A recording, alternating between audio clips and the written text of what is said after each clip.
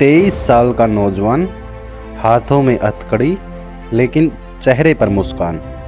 चारों तरफ इंकलाब जिंदाबाद की गूंज और वो हंसते हंसते फांसी के फंदे पर चढ़ जाता है। उसका नाम था भगत सिंह। उसके पास करोड़ों की दौलत नहीं थी, लेकिन उसके पास एक सपना था, ऐसे भारत का जहां हर युवा आज़ाद सोच के साथ जिए। सोचो, अगर आज भगत सिंह हमारे सामने आ जाए और पूछे, तुमने मेरे सपनों का क्या किया, क्या हमारे पास कोई जवाब होगा या सिर्फ चुप्पी। दोस्तों, भगत सिंह के बारे में हम इतना तो जानते ही हैं। पंजाब की मिट्टी, खेतों में लहलाती फसलें और एक घर जिसमें 28 सितंबर 1907 को जन्म हुआ भगत सिंह का। माँ विद्यावती ने जब पहली बार गोद में लिया तो दूर से लौटते पिता किशन सिंह की आंखों में चमक थी। लेकिन उस वक्त भी उस घर में औरतों के गीतों के साथ अंग्रेजी हुकूमत के अत्याचार की चर्चाएं भी वहाँ पर मौजूद थी। बचपन में ही उसने सुना लाला लाजपत राय की अंग्रेजों ने पीट पीट कर हत्या कर दी। उस मासूम की आंखें पहली बार सवालों से भर गई, क्या हमारी धरती पर हम आज़ाद नहीं हैं? स्कूल में किताबों के पन्नों से ज़्यादा क्रांतिकारियों की कहानियों ने उसे खींचा। गुरुकुल में पढ़ते हुए उसने सुना, स्वराज्य मेरा जन्मसिद्ध अधिकार है। ये शब्द उसके सीने में आग बन गई। 16 की उम्र में उसने देख लिया था, आज़ादी सिर्फ भाषणों से नहीं आएगी। उसने अपने खेत में मिट्टी की एक मुट्ठी ली और कहा, एक दिन ये मिट्टी मेरे खून से भी भीगी होगी, लेकिन इस पर पराधीनता की छाया नहीं होगी। उसके विचारों पर महात्मा गांधी जी का असर था, लेकिन जलियांवाला बाग की गोलाबारी ने उसके भीतर का मासूम बच्चा मार दिया। हजारों निहत्थे लोग, गोलियों से छलनी और अंग्रेज अफसर की हंसी। उस दिन उसने तय किया, अब कलम के साथ बंदूक भी उठानी होगी। उसने कॉलेज छोड़ा, किताबें छोड़ी, लेकिन पढ़ना नहीं छोड़ा। पढ़ाई अब और तेज हो गई। अब किताबें थी क्रांति की, आज़ादी की, विद्रोह की। वो कहता, क्रांति की तलवार विचारों की शार्पनिंग से ही तेज होती है। जल्दी ही उसका नाम हिंदुस्तान सोशलिस्ट रिपब्लिकन एसोसिएशन में गूंजने लगा। वो जानता था, क्रांति का मतलब सिर्फ खून खराबा नहीं होता। क्रांति का मतलब है सोच बदलना, अपने अधिकारों के लिए खड़ा होना। जब 1928 में साइमन कमीशन का विरोध किया, लाला लाजपत राय ने मोर्चा संभाला और अंग्रेज अफसर सैंडर्स ने बेरहमी से लाठी बरसाई।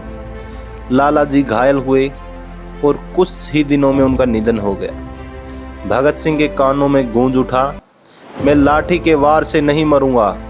मेरी मौत अंग्रेजी हुकूमत के ताबूत में आखिरी कील साबित होगी। उसने कसम खाई, इस अन्याय का जवाब मिलेगा, और उसी कसम के साथ सैंडर्स को गोली मार दी गई। पूरा पंजाब जल उठा और भगत सिंह का नाम घर घर पहुंच गया। जब 1929 में दिल्ली की सेंट्रल असेंबली में भगत सिंह बटुकेश्वर दत्त पहुंचे, हाथ में बम, लेकिन बम जान के लिए नहीं बल्कि आवाज जगाने के लिए था। धमाका हुआ, कागज के पन्ने हवा में उड़ने लगे और गूंज उठी इनकलाब जिंदाबाद। भगत सिंह ने वही रुक कर कहा, हम बहरों को सुनाने आए हैं और बहरे वही सुन सकते हैं जब आवाज गूंजे। गिरफ्तारी के बाद भी उसने क्रांति को नहीं छोड़ा। जेल में उसने पढ़ा लिखा और भूख हड़ताल की, सिर्फ इसलिए कि भारतीय कैदियों के साथ अंग्रेजों जैसा ही व्यवहार हो। उसकी भूख हड़ताल 63 दिन के करीब चली। वो कहता, जिंदगी लंबी नहीं होनी चाहिए, बड़ी होनी चाहिए। 23 मार्च 1931 का वो दिन, लाहौर सेंट्रल जेल, शाम का वक्त और 3 क्रांतिकारी भगत सिंह, सुखदेव, राजगुरु हंसते हुए गा रहे थे, मेरा रंग दे बसंती चोला। कहते हैं फांसी के पंदे तक जब वो हंसते हुए जा रहे थे, मानो जीत की तरफ बढ़ रहे हो।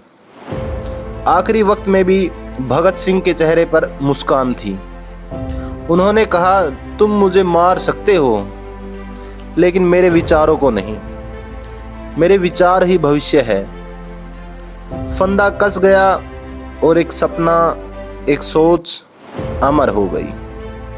लेकिन उनकी कहानी वहीं खत्म नहीं हुई, क्योंकि क्रांतिकारी कभी मरते नहीं, वो सिर्फ शरीर छोड़ते हैं। उनके विचार पीढ़ियों तक जिंदा रहते हैं। आज भी जब कोई युवा अन्याय के खिलाफ खड़ा होता है, जब कोई सच्चाई के लिए अपनी जान की बाजी लगाता है, जब कोई डर को ठुकराकर हक की आवाज़ बुलंद करता है, तो समझ लेना वहाँ कहीं ना कहीं भगत सिंह की आत्मा मुस्कुरा रही होती है। भगत सिंह ने हमें एक बात यह विरासत में दी है, हिम्मत की, सच्चाई की और आत्मसम्मान की।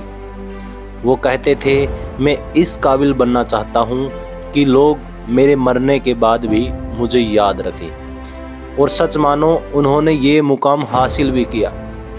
अब बारी हमारी है। हम क्या पीछे ऐसी पहचान छोड़ेंगे जिस पर आने वाली पीढ़ियां हम पर भी गर्व कर सके? क्या हम सिर्फ शिकायतों और बहानों के ढेर में दबकर अपनी जिंदगी खत्म कर देंगे? क्रांति आज भी जिंदा है, बस उसका रूप बदल गया है। अब ये कलम में है, कैमरे में है, वोट में है और एकजुट आवाज में है। हर बार जब तुम सही के लिए खड़े होते हो, तब तुम भगत सिंह के रास्ते पर चलते हो। क्योंकि आज़ादी की लड़ाई सिर्फ इतिहास में नहीं, हमारे दिल और दिमाग में भी चलती रहती है। उनका सपना सिर्फ एक सीमा से आज़ादी का नहीं था। वो चाहते थे एक ऐसा देश जहां हर नागरिक अपनी सोच में आज़ाद हो, जहां किताबें हथियार हो, शिक्षा ढाल हो और एकता सबसे बड़ी ताकत हो। दोस्तों, आपको यह वीडियो कैसी लगी हमें कमेंट करके ज़रूर बताएं और ऐसे ही प्रेरणादायक विचारों के लिए हमारे चैनल को ज़रूर सब्सक्राइब करें।